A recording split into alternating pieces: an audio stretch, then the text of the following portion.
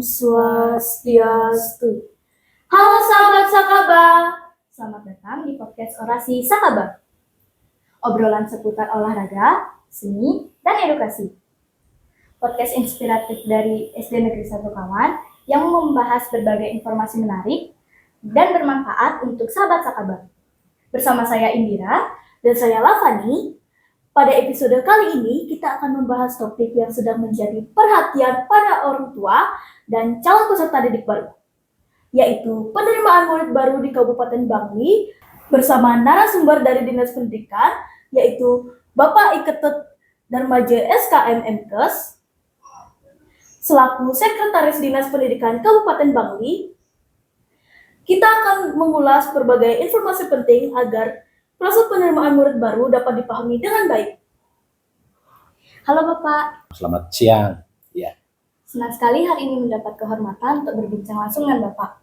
Nah Bapak, mungkin Bapak dapat memberikan sapaan terlebih dahulu kepada para sahabat yang sedang menyaksikan acara ini. Halo sahabat Sakaba, selalu semangat berinovasi. Sakaba Murkabar. Ya. Penerimaan murid baru merupakan tahapan penting dalam dunia pendidikan. Setiap tahun, pemerintah berupaya meningkatkan kualitas layanan agar proses penerimaan murid baru dapat berlangsung dengan transparan, adil, dan diberikan kesempatan yang sama kepada seluruh calon peserta didik. Melalui podcast ini, kami berharap masyarakat mendapatkan informasi yang akurat langsung dari sumber yang berwenang, sehingga tidak terpengaruh oleh informasi yang belum tentu benar. Baik Bapak, langsung ke pertanyaan pertama. Setiap tahun, pemerintah terus melakukan penyempurnaan terhadap sistem penerimaan murid baru agar semakin transparan, objektif, dan memberikan kesempatan yang sama bagi seluruh calon peserta didik. Tentunya masyarakat ingin mengetahui gambaran umum mengenai pelaksanaan SPMB tahun ini. Pertanyaannya, dapatkah Bapak menjelaskan secara umum bagaimana pelaksanaan sistem penerimaan murid baru di tahun ajaran 2026-2027 di Kabupaten Bangli? Baiklah, selamat siang, selamat pagi, semangatnya pagi walaupun suasananya sudah siang ya. Untuk penerimaan siswa tahun sekarang secara umum tidak jauh berbeda dengan tahun sebelumnya. Tapi tahun sekarang dibuat lebih bagus biar pemerataan seluruh sekolah yang ada di Kabupaten Bangli mendapatkan siswa dan semua calon peserta didik mendapat kesempatan untuk menikmati pendidikan yang sama. Jadi semua sekolah akan ada pemerataan jumlah siswa yang bisa masuk ke satuan pendidikan masing-masing. Seperti itu konsepnya. Ada lagi? Dalam pelaksanaan SPMB, tentu terdapat beberapa jalur penerimaan yang dapat dipilih sesuai dengan ketentuan yang berlaku, agar masyarakat tidak keliru dalam menentukan jalur pendaftaran. Apa saja jalur penerimaan yang tersedia pada SPMB tahun ajaran 2026-2027, dan siapa saja yang berhak mengikuti jalur tersebut? Baiklah, penerimaan siswa baru tahun sekarang merujuk pada Permendikdasmen nomor 3 tahun 2025 tentang SPMB. Di sana sudah diatur ada 4 jalur. Ada jalur domisili, jalur prestasi, jalur afirmasi, dan jalur prestasi. Tentu berbeda di tingkat PAUD, tingkat SD, SMP maupun SMA. Nah, khusus Kabupaten Bangli, penerimaan siswa baru hanya bertanggung jawab atau menjadi binanya di tingkat PAUD, SD, dan SMP. Untuk jalur prestasi tentunya hanya ada di tingkat SMP. Kalau di SD kita tidak mengutamakan atau kita tidak buat jalur khusus untuk jalur prestasi. Nah, kita lebih banyak mengoptimalkan jalur domisili di tingkat SD, sehingga kedekatan domisili atau wilayah dengan sekolah menjadi prioritas utama. Jadi siapapun yang dekat dengan sekolah yang dituju, sepanjang kuotanya sudah masih memungkinkan, tentu itu menjadi prioritas. Seperti itu. Jadi ada 4 jalur, seperti saya sampaikan tadi, jalur domisili, jalur prestasi, afirmasi, dan jalur mutasi. Seperti itu. Selain memahami jalur penerimaan, orang tua atau wali juga perlu menyiapkan berbagai dokumen sejak awal. Apa saja persyaratan dan dokumen yang wajib disiapkan oleh calon peserta didik sebelum melakukan pendaftaran? Untuk dokumen administrasi tentunya sesuai dengan jenjang ya. Ketika jenjang PAUD dan SD relatif sama, kalau SMP baru sedikit perbedaan. Karena seperti saya sampaikan tadi, di jalur prestasi hanya ada di tatanan SMP. Jadi prestasi yang didapatkan baik akademik non akademik di ketika masuk sekolah dasar itu dilengkapi untuk kebutuhan melalui jalur prestasi di satuan pendidikan SMP. Selain data KK, akte kelahiran. Nah, khusus untuk SD dan PAUD utamanya adalah KK dan akte. Kenapa? Karena ketika memasuki pendidikan ke satuan pendidikan SD perlu akte untuk memastikan umur yang bisa masuk SD secara konsep adalah umur 7 tahun. Tetapi umur 5 dan 6 tahun boleh, dengan catatan dilengkapi dengan semacam surat hasil pemeriksaan dari tenaga ahli bahwa siswa tersebut memiliki kemampuan yang luar biasa melalui psikolog. Kalau dokumen itu ada, tentu bisa masuk untuk jalur masuk SD. Kemudian KK juga penting untuk memastikan yang bersangkutan memang ada di wilayah sesuai dengan domisili. Nah, satu lagi yang saya sampaikan adalah akte untuk memastikan umur siswa yang akan masuk sekolah. Mungkin itu. Pertanyaan selanjutnya, Bapak. Transparansi adalah harapan terbesar masyarakat dalam pelaksanaan SPMB. Bagaimana Dinas Pendidikan Kabupaten Bangli memastikan bahwa proses seleksi berjalan secara objektif, transparan, dan akuntabel? Itu memang konsep bahwa seluruh proses SPMB harus ada transparansi. Apalagi sekarang Kabupaten Bangli menjadi pilot project dari pemerintah pusat penyelenggaraan SPMB. Juga sudah ada edaran dari KPK bagaimana penyelenggaraan SPMB itu harus terbebas dari gratifikasi. Jadi dengan demikian semua aspek melakukan monitoring untuk menjamin transparansi itu ada. Jadi satuan pendidikan yang melakukan rekrutmen siswa baru harus mengupload di medsosnya masing-masing sehingga semua orang bisa tahu SD 1 kawan misalnya kapan penerimaannya, berapa yang akan diterima. SMP 1 Bangli misalnya kapan diterima, berapa jumlahnya, akan bisa dilihat di web. Dan di samping itu ada juga kontak person untuk mengetahui informasi yang dibutuhkan, mungkin lebih dari informasi yang disampaikan melalui media sosial. Mungkin itu.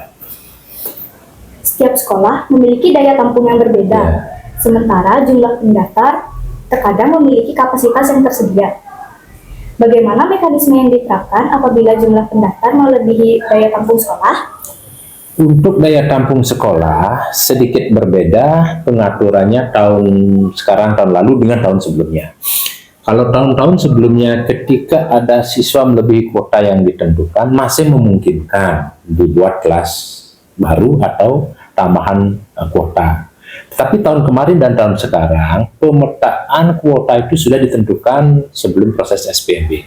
Jadi SD 1 kawan yang mungkin siswanya berasal dari Banjar yang dekat dari sekolah ini sudah terpetakan berapa ada calon siswanya, sehingga semua satuan pendidikan melakukan seperti itu. Selanjutnya dikaji. SD standarnya maksimal 28, SMP standarnya 32. Tetapi ketika jumlah perhitungannya melebihi, misalnya SD 1 kawan perhitungannya 28 siswa, tapi ketika dihitung anak yang akan masuk SD lebih dari 28, harus dilakukan kajian.